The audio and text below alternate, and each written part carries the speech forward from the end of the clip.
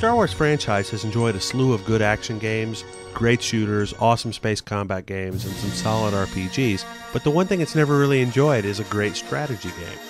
The fine folks at Petroglyph recently took it upon themselves to address this oversight with the development of Star Wars: Empire at War.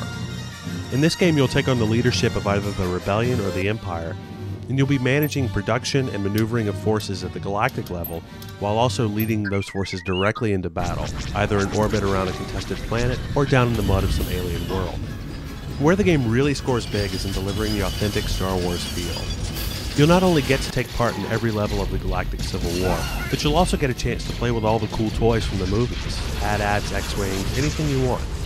You'll also be able to lead many of the heroes from the films, from peripheral characters like Colonel Veers and Mon Mothma to real heavyweights like Darth Vader and Han Solo. Now the whole point of the game is to take over planets, to get resources, to build armies and fleets, to take over even more planets. And in the main campaign, you can play through the events between the end of the prequels and the end of the original Star Wars movie.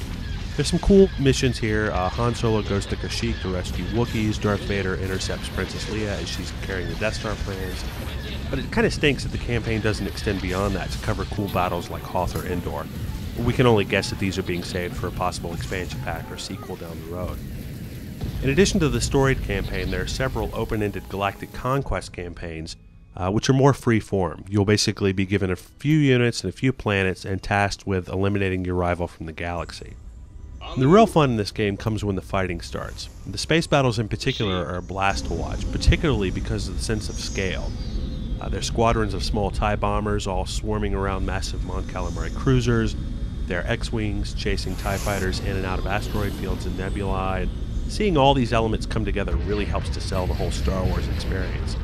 But while there's a lot of style there, the space battles are really much too predictable in terms of mechanics.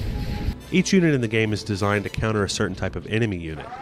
TIE bombers and Star Destroyers, for instance, are great for taking down Rebel frigates. To fight off the bombers, you'll need to use Rebel fighters or corvettes, and to fight off the Star Destroyers, you'll need to bring in Y-Wings or Mon Calamari cruisers. So the trick here is in using just the right mix of fighters, bombers, and capital ships to get the job done.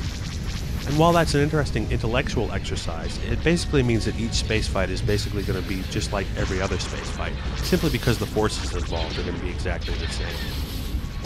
Things are much uglier on land, both in terms of the mechanics and in terms of looks. The units barely look good enough to support the action, much less the cutscenes being enjoyed. While I like the animations of the AT-ATs and the AT-STs, the textures are really sad across the board. The geometry of the human figures is particularly awful. After seeing games like Company of Heroes, it's really hard to buy into models that look like they were carved out of soap.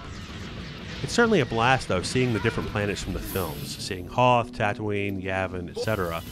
The land battles suffer from the same lack of variety found in space, at least in terms of the unit types. Sure, you'll have the odd thrill trying to take out a Sandcrawler or a Rancor, but for the most part, each land battle relies on the same 4 or 5 unit types, and it seems like the only thing that changes from one land battle to the next is the background. Now, I did like the fact that the game shies away from the traditional RTS model, base building, resource harvesting, unit production, that sort of thing. The planet will contain a number of tactical structures, but these are all things that the planet's owner spent time building up before the battle even started. Now, the initial invading force will be relatively small as well, and that's interesting. The invaders are going to have to capture additional reinforcement points in order to bring more troops down to the planet's surface. And that's an interesting mechanic. While that type of innovation definitely makes Empire stand out from the crowd, it doesn't do much to keep the various planetary battles from feeling too repetitive. Strangely, the worst thing about Star Wars Empire at War is that it's limited by the franchise. Basically, the whole game is never more than a two-sided fight with a very limited number of unit types.